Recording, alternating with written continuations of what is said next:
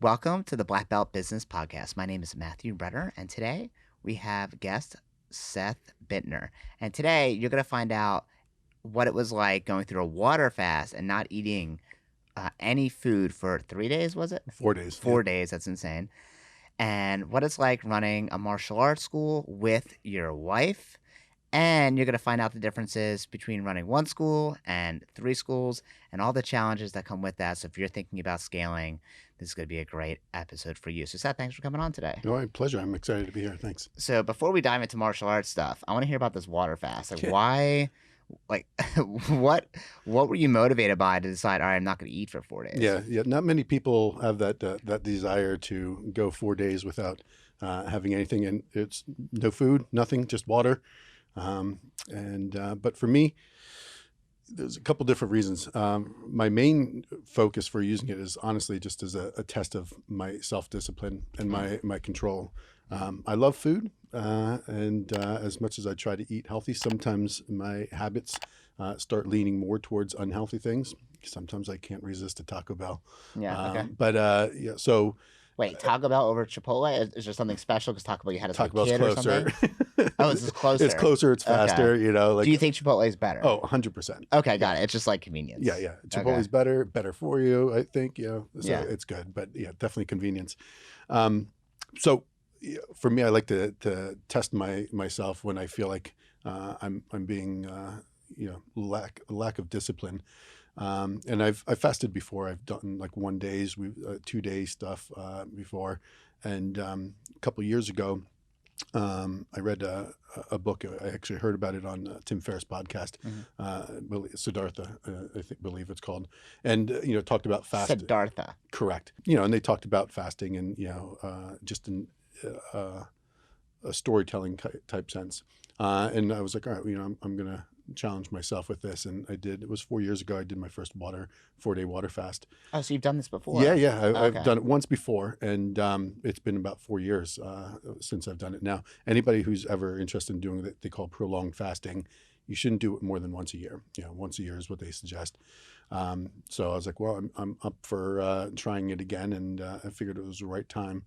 What made you feel like it was the right time? Like, was there something happen? Like, were you, I don't know, like gaining weight or like something happened in your life that was like, oh crap, I need to like a reset or something? No, it was for me. It was 100%. I noticed that the scale was creeping up and up, and it's easy to ignore a pound here and there, but then when that pound leads to 4 pounds, 5 pounds, and that's like, all right, in the last couple of years, I've probably dropped, I was about 30 pounds after my first water fast. I've dropped down, and I saw that number creeping up. I was like, all right, I got to get in check again.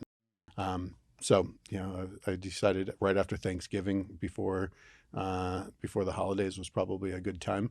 So that way I can go into the holidays having a little bit more confidence in my ability to make better food decisions. And be like super gluttonous because it's the holidays. Yeah, well, I'm just kidding. That's hopefully not, because again, Yeah. I got to wait another year before I can challenge myself. But for me, I think it's funny in a way, because most people, same reaction, like what are you, crazy, doing a 4-day water fast and not eating or doing anything for 4 days? And for me, it is a challenge, but I guess because I've done it before, I think other things are a lot more crazy than just not eating for 4 days.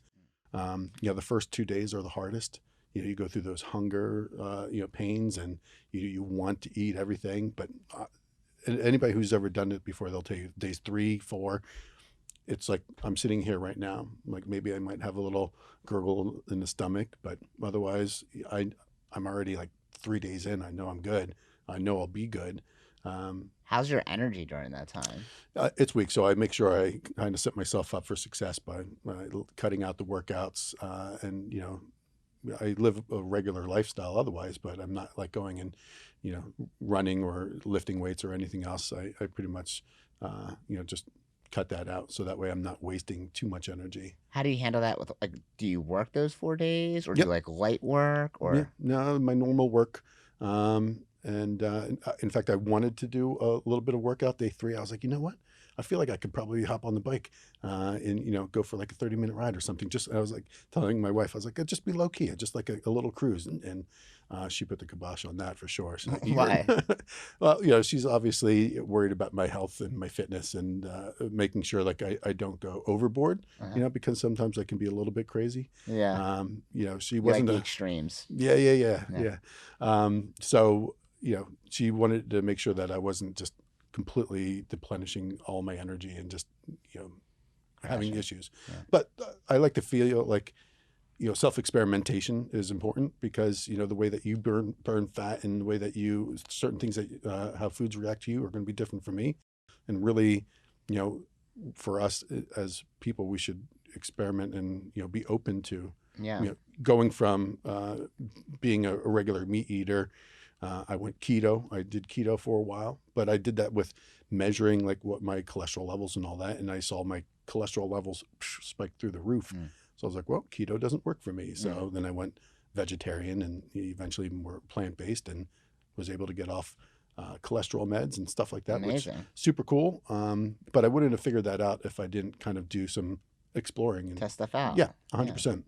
So yeah, I've been doing fasting for probably 3 or 4 years now. Like not the way you did it, not mhm, prolonged, but I've been doing intermittent fasting. yep. And it was the same thing. I read a book. I think his name is Robert Chung. I could be wrong. Once again, Google that. I don't have Jamie here to like fact check me or Right. help me. That would be cool. I do need a Jamie. Yeah. Um, and I was like, all right, I'm gonna try it. And like I'm gonna eat between the hours of like 12 and 8 Mhm. a.m. and like that's it. And it was freaking hard for the first, I don't know, 4 weeks maybe. And it was extremely difficult. Like I would just, but it wasn't like I was physically hungry. It was I'm mentally Yeah. hungry. I just like want to eat because in the morning, like I grew up eating Cheerios for breakfast. Thomas bagels. Carbs, Yeah, just sugars. like whatever, Yeah. freaking Pop Tarts. Like, I mean, I didn't do that really as an adult, but that's what I grew up eating. And as an adult, I'd be like, oh, I'd start my day with like fruit. So I'd eat like, pineapples or blueberries, and which is great. But I was like, I want to try this out. And like I don't think, I think some people hype it up. It's like it's gonna change your whole life. I don't really believe that. At least Yeah. not for me, it didn't. Eventually, my body got used to it, and now I don't get hungry in the morning. Like I don't think about it. There's no like, oh man, like I'm skipping breakfast today. It's just like my body is not hungry. Yeah. And then I've gone to the next level where now I'm more experimenting with like one meal a day. So the OMAD Hmm. diet. So I'll eat around like 3 or 4 o'clock. I'll have like a big meal, kind of eat whatever I want.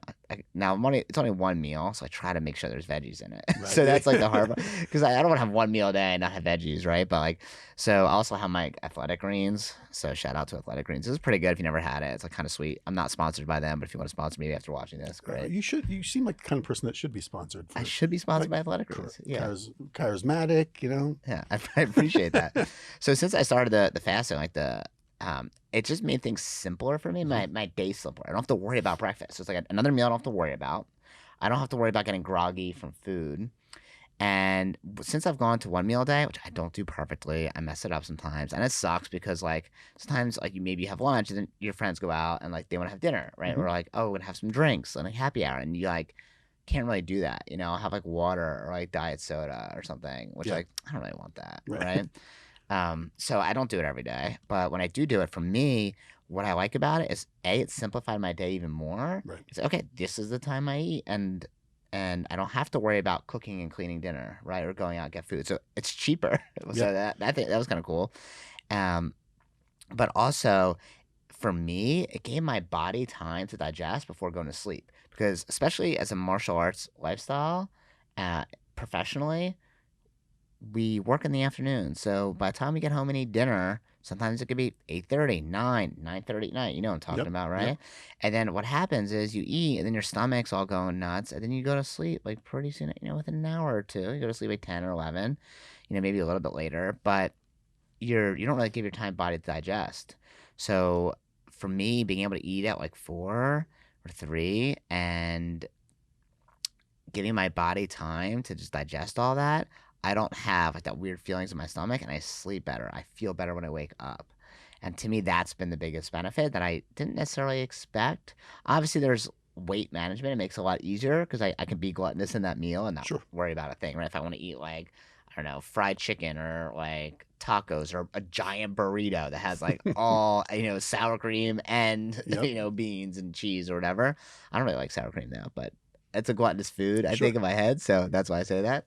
Then I can. So that part I really like. So when you finish your fast, the 4 days, how much weight did you lose? This time I lost about 12 pounds. 12 pounds. Yeah, Damn. 12 pounds. Now, again, so during that time, I was also drinking every day a minimum of a gallon of water.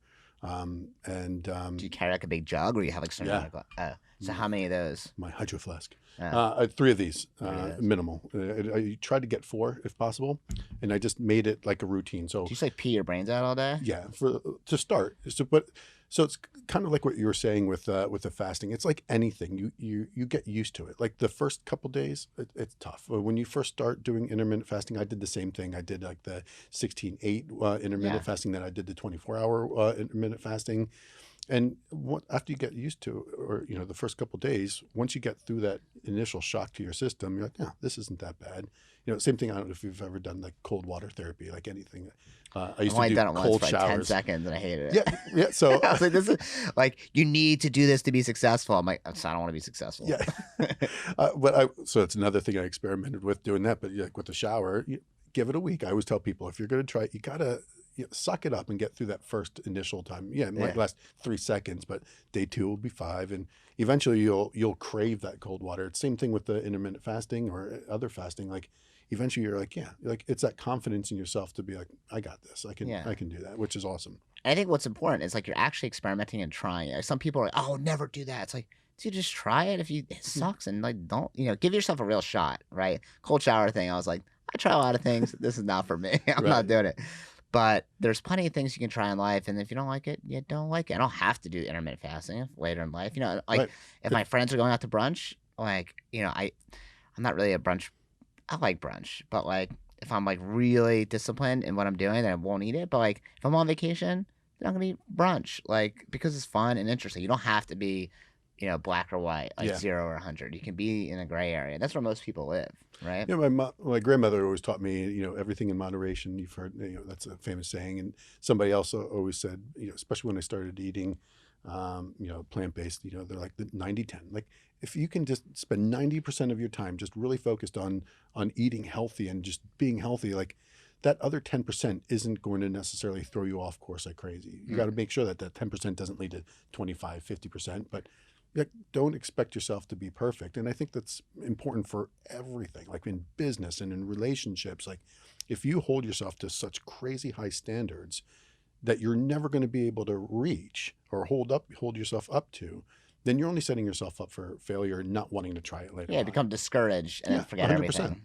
Yeah. right? And then the other part is be smart about everything. So like when I was doing the water fasting, I was testing my blood sugar. I was making sure before I did it the first time, I checked with a doctor to make sure I was okay to do it. I was checking my blood pressure. I was doing whatever I could to make sure I was as safe as possible, and just being smart about it. Did you have like that bone marrow or anything like that? Or No. Again, No. with vegan, I wouldn't be able to Oh, have that okay, yeah. anyway. But the only thing that I would have done is if you start getting a little jittery or anything else like that, a pinch of salt, usually like some Salt, okay, yeah, okay. pink Himalayan salt or something like that. Yeah. It's good for your electrolytes. Did you do that or no? I didn't have to this time around.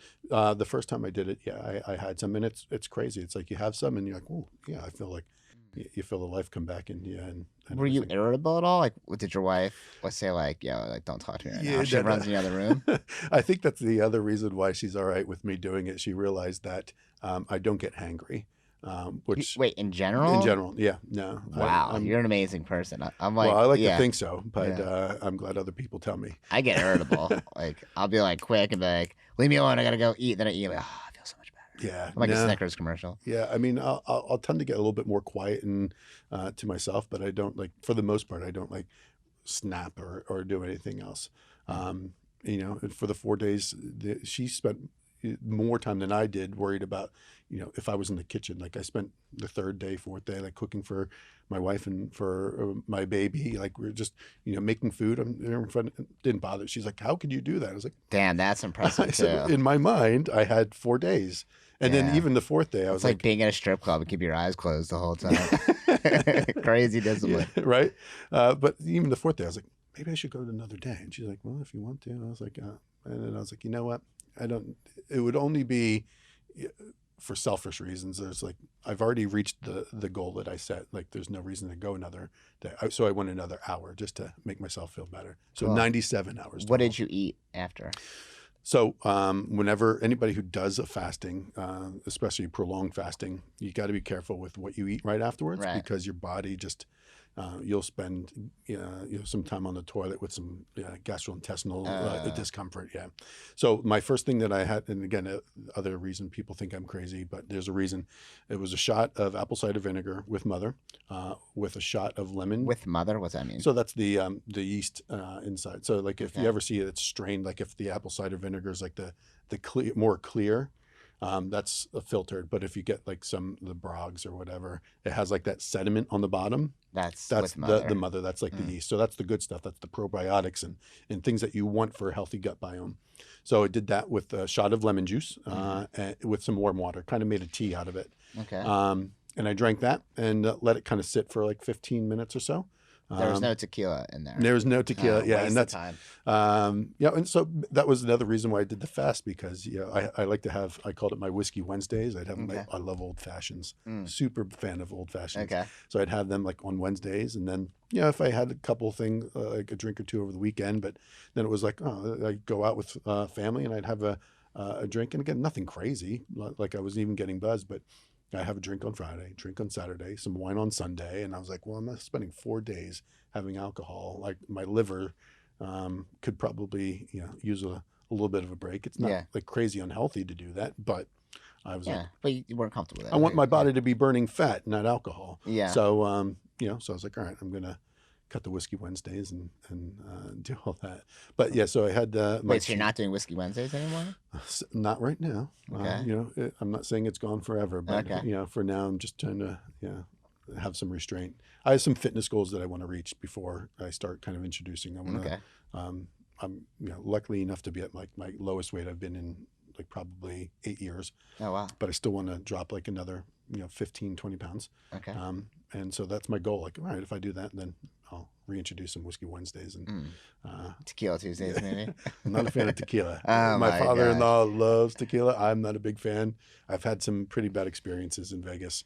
I ended up doing pull-ups on a stop sign or a stoplight in Vegas on right outside the Cosmo Was that a Pub. martial arts convention we were at? No. That was on your own. I have to be on my best behavior for those. For those, you gotta be. Yeah, it was. I actually just met my wife. We were dating at the time. Oh, so you're flexing on it. Yeah. Like, check this out. No, it wasn't flexing because I made the bad mistake of remarking about a waitress in front of her. Oh, that's a good move. Not for myself. Oh, it was sure, for not for my yourself. brother-in-law. Yeah. But I was pretty much a jerk, and I handled it by drinking margaritas and tequila shots. And Yeah. I was told I was doing the pull-ups on the stoplight. I don't remember. Got it. Right, I just want to get some exercise. I'm trying to be healthy. Yeah, apparently subconsciously I'm on the right track. Got it. So now I know what to do before I work out. Just drink a bunch of tequila, go to Vegas. Let me know how that works out for you. So let's talk about your school. So Yeah. you have one school, and eventually you moved to 3. But before I even talk about that, a lot of martial arts school owners are in a similar situation that you're in, where they run it with their husband or wife or whoever, and you run it with your wife. Correct. So how do you manage that together? Because I was with someone for a long time when I run my martial arts schools, and like I didn't want her involved, and because I knew that I would like get upset or angry, get in giant fights, and I avoided it like crazy. So how do you manage it? Well, yeah, honestly, it was, for me, it was a tough decision at first. And that's just because I came into it with some challenges in the beginning. So when I opened up my first martial arts school, I opened it up with my then wife. We had just started dating, and she was the one that actually got me interested in karate. I had just graduated college. I had the best job. Like, if you look at my diploma, I literally have a bachelor's of science in recreation. No lie, recreation, it says on there. Damn. And I my got my master's in leisure and yeah, yeah. Netflix. No, no, but mine's a legit recreation. That's Yeah, so funny. that's what everybody says. That like, oh, I got mine on the couch. Yeah, Yeah. nope. But it's specialized in therapeutic recreation, which is like occupational therapy, physical therapy, but using recreational activities to help. And I specialized with traumatic brain injury, so that Wow. was the field that I worked in. And I got my first job out of college. I was working there, and I met this nurse manager who was working there. She had just gotten her black belt, and then she invited me to my first karate class. First karate class. At the end of it, they had this 6 foot tall weeble wobble. We call it Boris, and I did a flying sidekick in its head. And that day, I was hooked. Like karate's the rest of my life. I never thought about it before. Like it just took somebody asking me to go. And long story shorter, we started dating. 3 months after we dated, we got engaged. 3 months after that, we were married. So within the first 6 months, we were married, and we decided we're going to open up a karate school. Like I was an orange belt when we decided to open up the first school, and we did great. Wait, you Excuse opened me. up a school as an orange belt? I made the decision as an orange belt. Okay. So I spent pretty much every moment that I could at the school. I was double promoting through the belts because I was doing private lessons. I was doing classes minimum of 5 days a week because I was there because I started helping out and teaching then as well. So you're like an accelerated Oh, program. super accelerated. Yeah. So I got through, by the time we opened up the school, I was a brown belt. And then, I got my black belt while I was teaching there at the school. What's crazy is most people wouldn't even let someone teach a class unless they were a black belt, and you're 100%. like opening up a school as a brown belt. Yeah. Did you have like a feeling that, what's it called when you feel like you're not good Intuition. enough? No, Oh, no, no. uh, What's the word? You literally said to me earlier. Everyone listening to this is like, oh my god, this guy's yeah, an they're all idiot. like, how can you not know it? Yeah, the word for like imposter syndrome. Thank you. Yeah, yeah, yeah. So did you feel imposter Oh, syndrome at the time? 100%. Yeah, because I'd be also like going to these seminars. Like I remember going one time to a seminar with Frank Trejo, with another one, a friend of mine who I met through one of my, obviously when you started school, I had a part-time job, another full-time job, I should say. And this guy, he was like a 4th degree black belt in Kempo. And he's like one of those like lightning fast Kempo martial artists. Mm-hmm. Amazing. So he invited me to go to this seminar with Frank Trejo, who was like, again, the top Kempo martial artist at the time. And I felt like a complete imposter. Now, mind you, I had decent skills for my level, but I definitely wasn't anywhere near what these other people were. And it was just my own ego getting in the way, like thinking like I'm not good enough to be here. But it was an amazing opportunity. Yeah, I think whenever we have someone open up a school or open up a new location, you always have that feeling of like, I'm not good enough. Everyone else has more experience. They're better. And I remember when I opened up my school, I was probably like 21 at the time, and maybe 22, but I was young, and I kept on thinking, like, I'm talking to a parent about their child, Yep. and I don't have kids, and they're older than me, usually in their late 20s or 30s or 40s. And I'm talking to them about their child, how they could be a better parent, and I'm not a parent, and I could be their child. And it Yeah. was very like I remember just so many times just sitting in my bed or talking to one of people we work with, and just being like, yeah, I don't think they're ever gonna listen to me. I think people just see me as a joke, and they're like, if you see yourself as a joke or imposter, other people are gonna see it that way. Yeah. But if you talk with confidence and assurance, then people will see you as a leader. And even this week, I had a conversation with one of my program directors who runs the location, and I was telling her, like, if you want to be a leader and take leadership, you have to speak like a leader. And the way you speak like a leader is being sure in what you're saying and believing it. So she was saying that she had a child come in, and there was the boyfriend and the mom, right? So the mom, her husband, had passed away a couple years earlier or something. Now it's the boyfriend, and the boyfriend's like, I don't want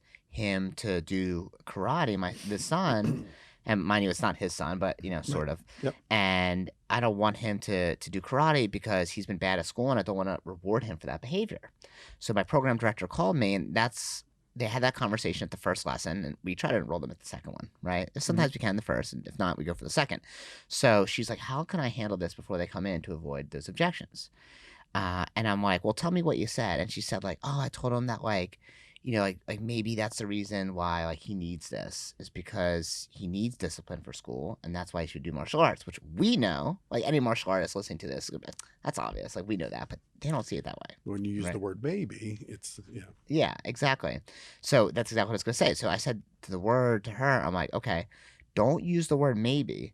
You got to speak like a leader, speak like a doctor, like you're prescribing medication. Okay.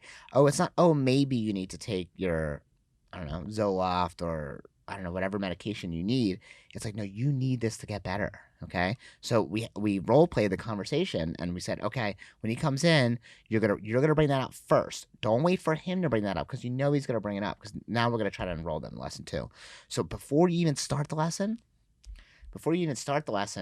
I want you to bring it up and say, hey, last time you were here, you mentioned that you didn't want him to do karate because you didn't want to reward him for bad behavior at school. Do you still feel that way?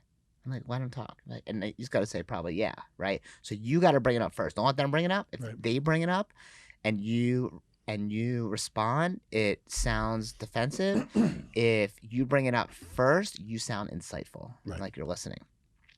So she brought it up to him, and I said, when you bring it up, you got to say, you know what, I totally understand why you feel that way. In fact, I agree with you. No matter how psycho someone or like illogical someone sounds, always agree first. Okay, that way they bring their guard down and they don't have their defenses up, and they can actually absorb the information you're saying without like deflecting it. Right. Right. So I don't know for them, like this guy, he might be thinking, oh, I don't want to pay for this. It's not my son. I don't know if he does think that, but it could be, right? So it's Sure. another thing we have to think about. So first thing I told her, agree with him, and I would say, okay, you know what? Let's say his name is Jake. Jake, I 100% agree with you. I'm on the same page. I don't think Johnny should get to do anything that he doesn't like earn, and I don't think he should be rewarded for bad behavior. And that is exactly why he needs this. Because if you put him in karate, he's going to be able to build discipline so he can be better in school. And if we say, oh, I'm not going to put him in karate because I don't want him to be rewarded, that's like saying, I don't want you to go to the dentist because you have a cavity and it's your fault you have a cavity. And you have to give them a analogy that's going to be relatable. Martial arts and karate for us is very relatable. It's like we get it. Like we do this every day. We hear the same objections and reasons why people come in, whether it's for focus, discipline, confidence, or respect, or self-defense or fitness. But for other people, like they have no idea what they're walking into. Right? They walk into a martial arts school. They maybe have an uncle that did it. Maybe they did it for a little bit as a kid, but they're intimidated and have no idea what to expect. Right. We have to be the leaders and be like, hey, if you do this, if you train in karate and you come twice a week, you're going to see his discipline improve. You're going to see his grades improve. You're going to see him doing his homework without you reminding him. You're going to see all these things that you want, but you need to have him stick with it. And this is exactly what he needs for that. And you need to have that insurance. If you say maybe or I think, all they're going to have some doubt that seeps in. And then when they don't sign up, they're going to say, oh, yeah, let me think about it. Or, oh, I'm not sure if we can afford it. And they're like, oh, people can't afford it in my neighborhood, right? Or all these other things that might come up. So going back, how we got off into that tangent. Well, kind of bring it full circle again. You asked as far as the imposter syndrome was starting. Yeah. So I think for me, the fact that I was able to come from this, again, my profession before this, even though it was short-lived, was because I started again at 22 as well, was recreational therapy. I used recreational activities to help people through life challenges and whatever it might be. What's the martial arts, right? The martial arts is exactly that. So when I made the decision with my wife at the time to open up a school is because we knew that the martial arts had that ability to make a dramatic difference, right? It's not, and again, everybody, martial artists hear this all the time. It's not punching and kicking only. There's so much more, but we know that as martial artists, but the community doesn't. And I felt that it was important for us to be able to go out and share that with the community and to look at it from that standpoint. Like, yes, your child is having some issues with their discipline or with their focus at school, and you can get them involved with lots of different things that will eventually give them better focus and better discipline. But the way that we teach is hyper focused on that, right? I always say not everybody who starts the martial arts will be lifelong martial artists. Right. However, everybody who starts with us is going to walk away with life lessons that they're going to use forever, Mm. guaranteed, right? And with that mentality, that's what helped lead to the success of our first school. Unfortunately, through challenges, I ended up going through a divorce, and Can I she. ask questions about that? I'll answer So whatever. Yeah. yeah. So obviously there's many reasons why people get divorced. Do you feel like working a business together had a big part to that, or was it a big factor in that? So my fears are that it did, and because of that, um, led to some challenges with me being more open to opening up my other schools with my wife now. So it's almost like some PTSD with going into, because my wife now, she was a high school science teacher. She teaches slash taught college level for different classes, science as well. And we had our separate lives, and it was great. We each had our own thing, but she was unhappy with her career. I would have loved to spend more time with her because, as we being a business owner can involve a lot of our time. So I just had to get out of my own way and realize that whatever the challenges were, and it wasn't my first marriage didn't end because of karate. Yeah. Was it a factor? Who knows? You have to spend 24 hours a day with somebody. You need to have great communication skills. And at that point in my life, my communication skills weren't nearly as good as they are now. Um, In what way? well, I've learned through that divorce that I was a poor communicator. I wasn't sharing. I'm good at sharing good things, happy things, but when it comes to sharing challenges or frustrations or anything else like that, I tend to keep it in. And still, it's like my first gut reaction, but I try to be more open about that. And it's not easy, especially when you have different thoughts about how something should be done. You can butt heads, and it's to be able to go through that together. You have to be able to communicate that well, and that's So for how many years of was it between your first wife and the second one? so. I was married for 10 years, and we got divorced, and then about I want to say 2-3 years between the first and second. I think 2 years. I've been kicked in the head too many times. Football concussions. My timelines aren't Got so it. No good. one's testing your Yeah, timeline, so it's fine. yeah. So when you got married the second time and she decided she didn't love her job anymore, maybe as much as she did before, Hmm. like I'm sure there was a big part of you that was like, and you said like you had some, Hesitant. yeah, Yeah, some hesitations.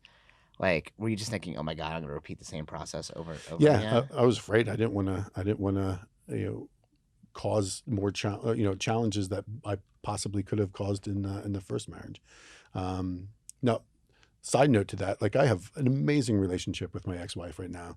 We love each other on like friendship ways. We co-parent. We do an amazing job. She's an amazing job being a mom to our son. I know I'm an amazing father. We communicate super well now. Better than we did before.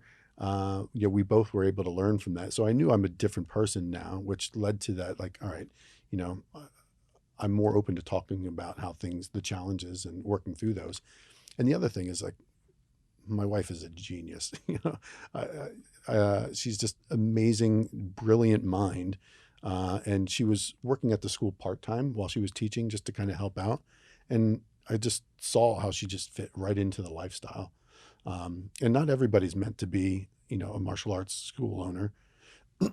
It takes a different kind of person to open up, be an entrepreneur, be your own, run your own business, spend that much time, working every 24 hours of the day, at least mentally, you know. So do you, or I guess, how do you separate your time from when you're talking about the business versus like, oh, it's, husband and wife time?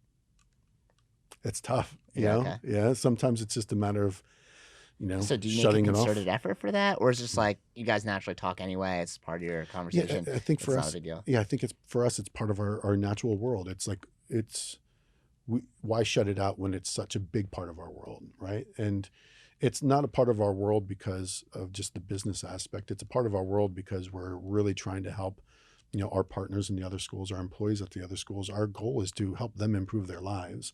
So we're constantly thinking about it. So it'll be like 9 o'clock at night, and I'll be like, hey, what about if we do this? Or, I think that we're failing on this level, or we're really, dropping the ball here. We're communicating with our staff 8 o'clock, 9 o'clock at night, nightly feedback. How was classes? What did you do? Because, we're at the position now where I'm no longer at the school every day. I'm at the school visiting here and there, but we have employees that run the schools. So we communicate with them every day, and it's constantly, talking back and forth with them. But, we're constantly working on improving ourselves, listening to podcasts, doing different things. So, we're always talking. The way that we've tried to kind of detach is through, taking some time through family vacations. Even then you're still working, but it's working less, and just kind of letting our brains kind of take a little bit of a break. Holidays, we have the holiday coming up. I'm excited to just kind of, telling my staff and telling our partners, go enjoy time with your family. We don't want to hear from you unless it's an emergency. And, for us, we're going to do the same thing. We're going to spend time focusing on our family and enjoying that time, and, doing what we can. So, what advice would you give someone who is thinking about getting involved with their husband or boyfriend or girlfriend or whoever in their business? It's like number one, excuse me, you got to make sure that you have good communication skills, right? What does that mean? Like, So you have to be open to talking about the bad things as well as the good things, right? You have to be able to tell your spouse that, hey, here's where I think that you could improve on. It can't be them saying, you suck. I can't believe you're such an asshole. yeah, don't be Although, hypercritical. listen, sometimes, I have to be told I'm an asshole, Yeah, right? Because I I told you am. that when I saw you today. That was the first thing I Yeah, told yeah, you. yeah. And I'm like, that's how I should be greeted. Yeah. No. But but I do need to be told that. The other part is I need to be open to hearing that as well. And that can be my challenge sometimes. Is I always say I have to take 24 hours to absorb and to digest things that might be out of my norm, like, or things that might be against what I'm thinking the way it should be. I need to kind of like process through it on my own after hearing it from somebody else.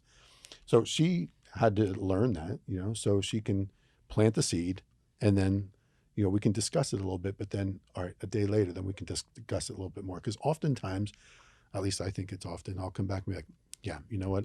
I was thinking about it a little bit more, totally see what you were thinking of. Here's how we should, move forward and do things. So, yeah, I think you have to be open to talking about everything, and being healthy conversation with talking about where your partner's failing, and being open to them telling you where you're at fault or failing at things.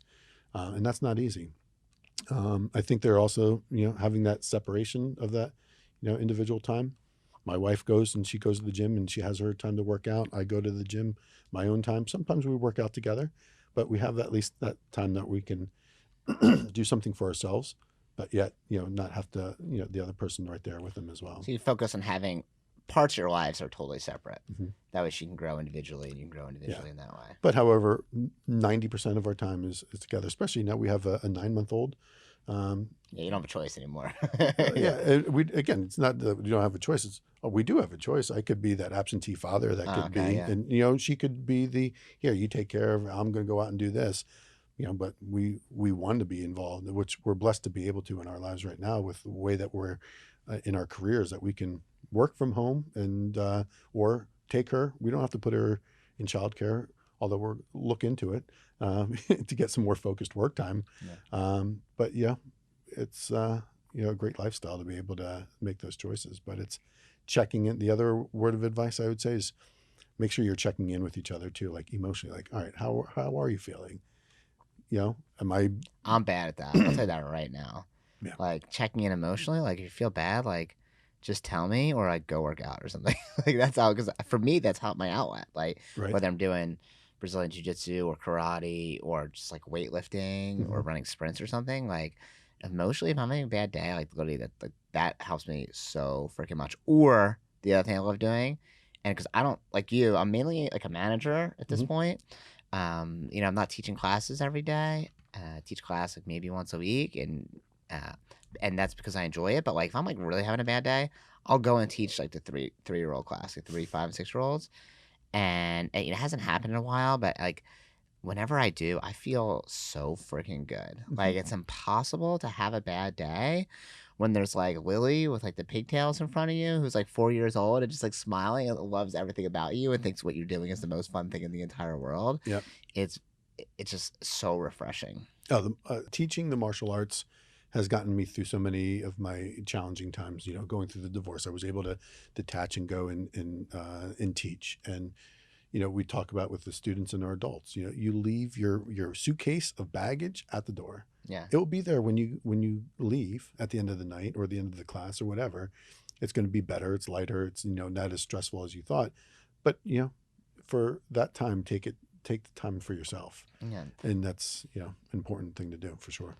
I think I got this from Dave Kovar.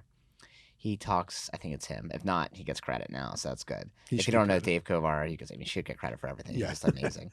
So he talks about you should have when you walk into the martial arts school, whether it's karate or jiu-jitsu or taekwondo or anything, it's kind of like you have a cup of water on your head, and that's like all the baggage you have for that day, Hmm. right? Like the stress of like a project at work or a fight you got in with a family member or financial stress, whatever it is. And when you bow and you lean forward, that's the water falling out of the cup, Hmm. right? And then you walk in there with an empty cup. Walk in there with an empty mind. You walk in there without your ego in your cup, and you could just learn, right? Hmm. And that's like the beauty of it.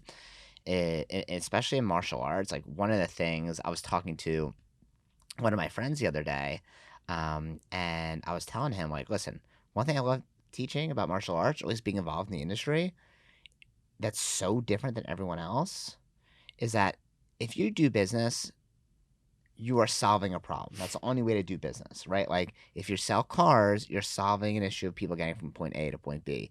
If you sell wash and dryer, people need clean clothes. If you sell anything, insurance, give people peace of mind, right? You're Hmm. solving an issue that people have. But most businesses, you don't get to see directly the benefit of the work that you're doing. So let's say you sell a car to a family. They come in there. It's a family of four. They have they have a newborn and they have a 5-year-old, and you want to get them a car that's gonna be safe. That's what they care about. Hmm. Safe and spacious for them, right? And you get them a car and you help them pick the exact fit for them. You're really helping that person, right? Like they they need a safe vehicle, and you find the one that works best for them and their family. But once they drive on that off that lot, you don't really get to see them anymore, right? It's kind of like, yeah, you help them, but they're gone. You don't really get to see the direct benefit. But if you work in martial arts, and probably the same for general fitness too, you get to see the direct benefit of your actions where someone comes in because their child has trouble focusing and doesn't get their homework done on time and then their grades slip. But now you're able to teach that kid how to focus better in martial arts class so they can apply it when they're doing their homework, and now they get better grades, and now they're coming in and they're thanking you and they're writing you notes and giving you gifts, and you directly see it, right? Hmm. It's not like something that just happens in the distance, right? Like you're directly part of that, and I think that's just like so magical about what we do. Huge. Yeah, and it makes you like feel freaking good. Like, I always think it's like funny, not yeah, I would say like kind of funny that like people pay us to teach them martial arts, right? Like and for us, like we don't charge cheap tuition. We have like a premium tuition, right? We Sure. we give a premium service. We have premium tuition. Obviously, we're definitely the highest in the area. I don't know anyone that charges more than us. Um, I also think we have an amazing product. Obviously, it matches that, which is why people stick around for such a long time. But not only they do that, but they also give us gifts and like thank us for it, Yep. right? Like I don't thank like my financial advisor. Maybe I will if I'm on the phone with them, right? But I'm Sure. not sending them gifts, right? Hmm. Like so many people, when I go to the gym, I don't give the front desk person a gift. Maybe I should. I don't know. I'm saying this out loud. Maybe I should. But like most of the time, you're not like writing them letters and like. Sure. But that's exactly what we get in our everyday life, and whenever someone does something else that they hate as a career, I always feel like just like terrible. I'm like, man, like we have so much satisfaction in what we do. And it happens years down the road too. So I can't tell you, especially because I've been, in the industry now almost 20 years. I'm going on. I'll run into a parent that used to, and I won't even. It happened the other day at the grocery store. Um, I had to go shopping. I was in town of one of my schools. I don't live there anymore, but I was like, I need to get something. I'm walking around down the aisle, and I see this woman come. I was like, I know she had her kids at the karate school. So I was like, I know you from karate, but she's like, hey, Mr. Bittner. I was like, yeah, yeah. And she told me her kid's name. They weren't at the school for probably 8, maybe even 10 years. They've been at the school, and she's like, oh, the kids, I can't. They owe so much because of karate, even though they haven't been training for so long. But she's in chorus and she has the confidence now. She's gonna like the star of the play. She's this and that. It happens all the time. Or I'll see a kid that's especially if somebody a past student that joined the military, or whatever. I always message how proud I am and thank you for your service and all that. And the years of their martial arts, they always remember the lessons, and that's an amazing thing that we get to do. And I think that's why so many people, you kind of touched upon this with some other podcasts, are looking at the martial arts as a profession so much differently.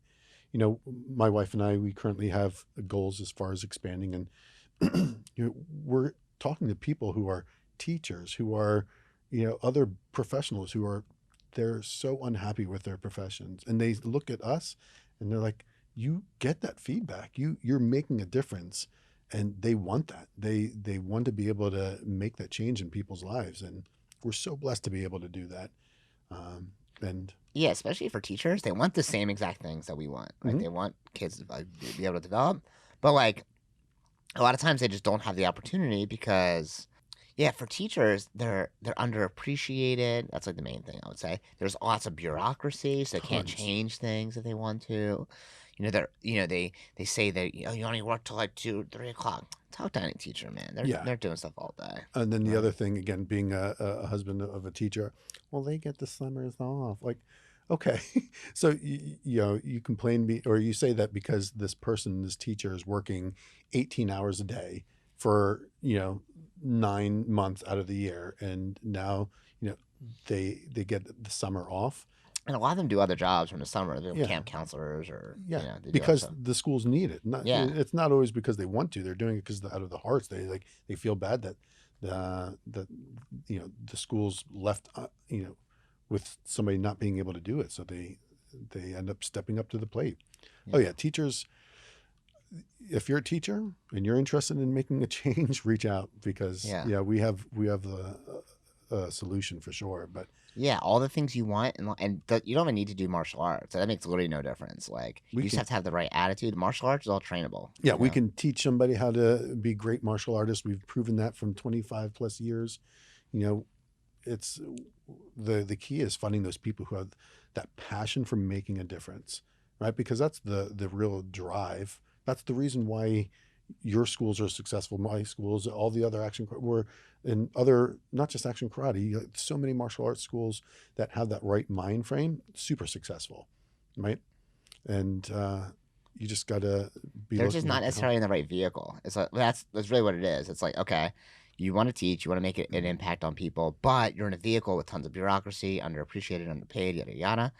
But it's like, okay, we have another vehicle that you get all those same benefits without a lot of the same drag, Yeah. right? Yep. So yeah, if you're a teacher and you love kids, especially, hit us up. We teach adults too. We always mention kids, probably like 80% of what we do. Yeah. But adults too. So what I want to know now is like, okay, you had your one location, did great. Okay, now you're gonna open up 2 and 3. What are some of the differences in terms of like management or day-to-day life going from 1 to 3? Huge, huge. I was actually thinking about this before I came on, and one of the things that stuck out to me is something that I saw about jiu-jitsu training. The belt levels of jiu-jitsu. A white belt, you start off, you don't know what you don't know, right? Then you go to your blue belt, and you know what you don't know, and then Which is me, which is basically everything. right, yeah, I and know then I don't know anything. then you progress to the point where you know what you need to do, Yeah. right? That's like purple belt. Then brown belt, you do what you know, right? And then black belt is unconscious, ability to do stuff.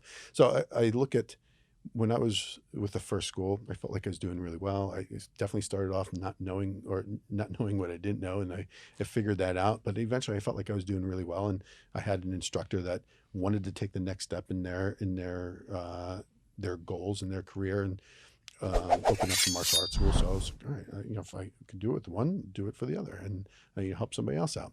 We were able to do that, but I thought that it would be just, oh, I'll just be right where I'm at. I'll stay at that part where I'm like doing what I know and sometimes that unconscious ability. But no, it's like a whole different level as far as going back. And there was things that I thought I didn't know what I didn't know. And then I started learning like how to, you know, work with other people. And then same thing when opening up the third school to help another one of my instructors reach her goal. And we actually opened that up 2 weeks before mandatory closed down for COVID. We had our first enrollment, 2 weeks, mandatory shutdown for COVID. Damn, the second one opened up right before COVID. Yeah. And it was terrible because, we weren't able to take advantage of many of the government assistance because we weren't able to show a loss. We had zero sales the year before. And even if we sold $5 worth of tuition, that's still a plus. Yeah. So we definitely struggled, but it's the same boat. Like I'm learning things that I every time I'm taking a step up in my level of business and leadership, I'm learning more and more things that I thought I don't know, or Yeah. I know that I don't know, and then it's like learning and starting over. I love every minute of it because as a martial artist mentality, it's that's always constant and never improving. How can I be better now? How can I work with our partners and our staff to help them? And I need to be better myself in order to do that. Mm. Um, And for anyone's listening, so that's like the filter that we run through. So CANI, constant and never ending improvement. And it's yep. like, okay, I don't know everything. I know I don't know everything. How could I keep on improving? And especially when you go from one location to multiple, it's a different job. Like I think anyone could run one, not anyone. I think most people Sure. can run one location pretty well, Hmm. right? You can like strong arm it and like, you know, very personality based but if you want to have multiple, now you're like an area developer, right? Hmm. Or you're a manager, and that's a totally different skill set because now you're managing people. You're not teaching really like many lessons. I mean, you might teach some lessons on the side because you enjoy it, right? But like you're not teaching lessons, trying to answer the calls, you're not doing emails. Now it's got to be systems driven, Yep. right? And find the right people to fit those systems so everything runs smoothly. And then also, like my least favorite part is like removing people when they're not either the right person or maybe I have to change the system. But a lot of times, like I feel like the system's pretty good for us. Right. It's the person that's in the wrong slot, right? We try to fit a square peg in a round hole, and that's probably my least favorite part of the job is when I have to like fire someone or change something, and like I get all emotional and I Yeah. try to be like even keeled about it. I It's can't. tough. Yeah. Yeah. You I'm try like, oh, to in the human business, this is hard. retraining and all you're going through all those other things, Yeah, you're but thinking I have to do it. I have to train them from scratch again, someone new. It's like, oh, I'll just keep them in there, yeah. right?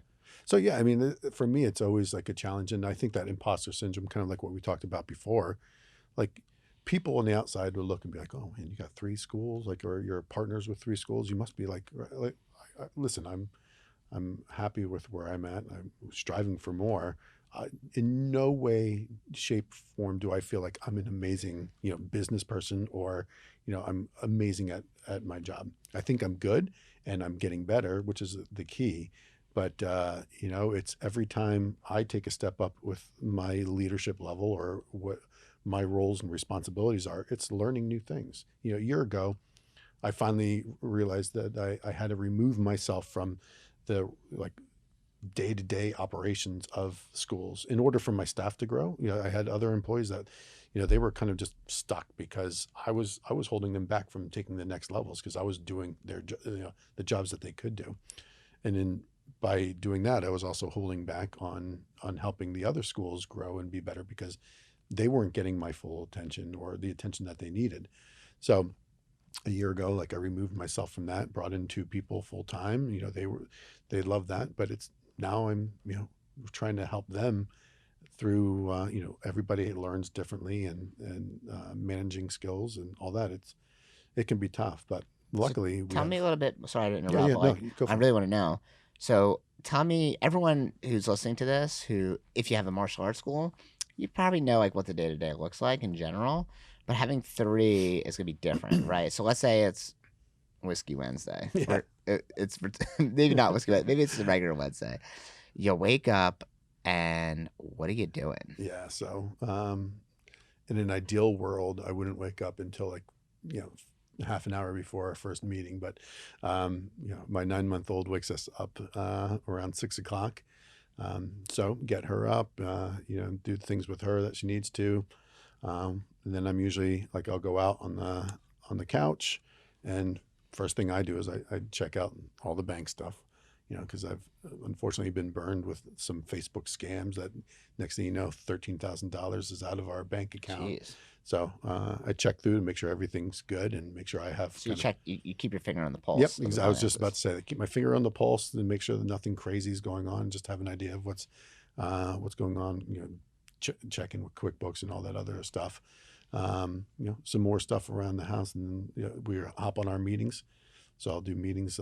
We do that at 9 a.m. Yep, 9 a.m. Monday through Thursday. Sometimes it's following up with the team afterwards. After that, it's usually my wife and I were just kind of talking about, all right, what do we need to work on today? How can we help our team? Then I try to, either go to the gym or do something.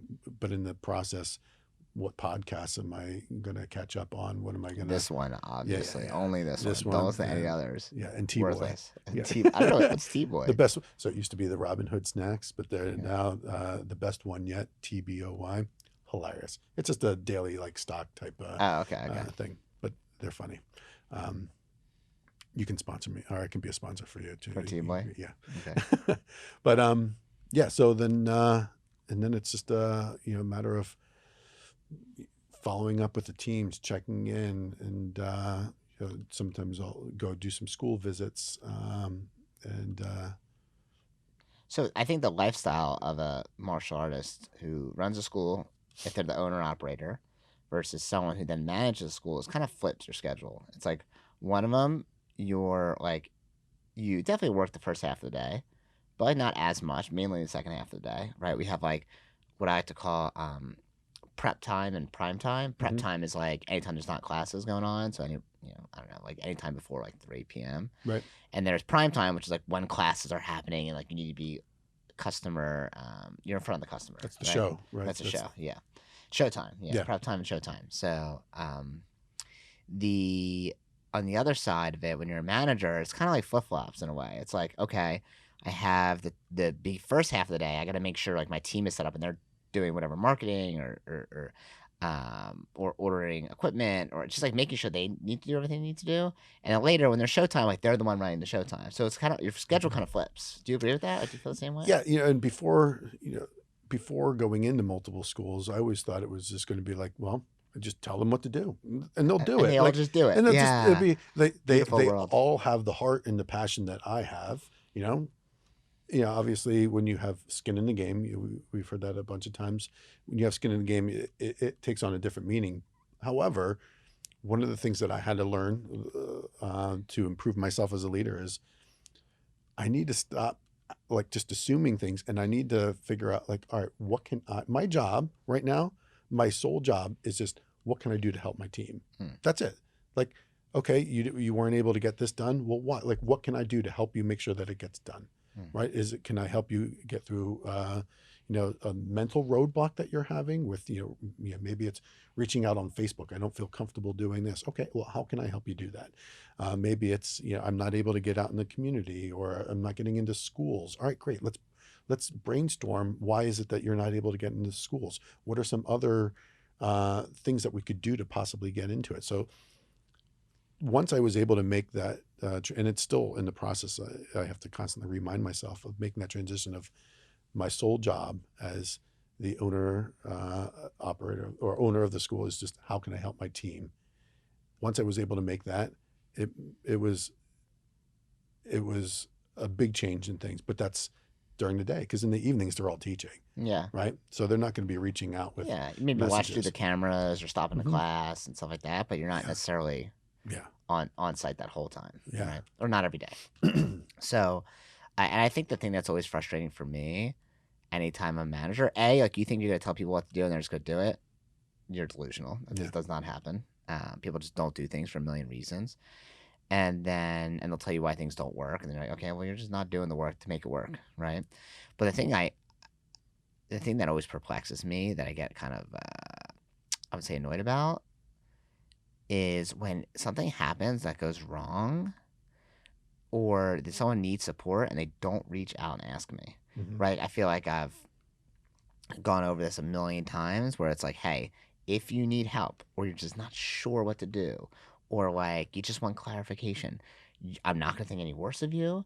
I'm not going to be upset or angry or think like you're not a good employee. I want you to call me. I want you to text me. And whether it's one of my employees or whether it's a W Dojo client, I feel the same way. It's like something happens, it didn't work. Don't wait till I find out. It comes up in casual conversation a week later, 2 weeks later. Call me, text me. Like, and I tell them, like, whenever they do that, thank you so much for reaching out. And like, I support that, right? I'm like, hmm, thank you so much for reaching out. Or like when I had the call with the about the ex-boyfriend and the mom, and we went over it and we talked and we role played it. I was like, thank you so much for calling and doing this with me. You're never annoying me. I actually love doing this. One of my favorite parts of my job. Keep on doing it, please. And I thank them for it. But even so, people will still be hesitant because they yeah, don't want to be seen in a bad light. So one of the tougher things as a manager, you don't necessarily anticipate until you're actually doing it. yeah. And there's so many different. Everybody has to be managed, quote unquote, differently. Some people thrive on like to-do lists and checklists and all that, and other people they just like it drives them crazy. They need to be doing something different. So finding out where everybody's their strengths are and how they can improve, and it's just it's awareness of your team, and it takes a lot of time. Like when I always thought it was like if listening to podcasts, that can't be work. Like that's something I should do on my own free time. Like, but the reality is like, no, that's my job. My job is to be a better leader, law of the lid, so that way I can help my team. But the only way to do that is to improve my leadership skills. And that's sometimes that can be hard because it's not active. Anyway, thank you so much for being on Yeah, here my and pleasure. I had asking me. blessed. If people want to reach out to you, they can find you, Seth Bittner on Facebook and your Instagram. What's your Instagram handle? I think it's S. Bittner, 1979. That's Bittner 1970. I Yeah, got it. I'm old school. Let's just I go don't come straight up with for. anything. Yeah. Yeah, I got it.